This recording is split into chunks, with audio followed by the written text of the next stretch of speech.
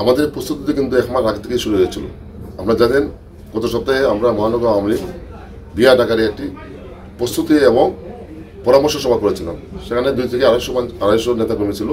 সেখানে আমরা সিদ্ধান্ত নিয়েছি যে এই কোন ইউনিট সে যেখানেই থাকবে আমরা মহানগর আওয়ামী লীগ সহ যুক্তরাষ্ট্র আওয়ামী লীগের এবং সহযোগী সংগঠনের প্রত্যেকটা নেতৃবৃন্দ আমরা তাকে প্রতিরোধ করব। সে যখন হোটেলে যাবে আমরা হোটেলের বাইরে থাকবো, সে যখন জাতির সঙ্গে যাবে সেই জাতির সঙ্গে সামনে আমরা শত শত নেতাকর্মী থাকবো।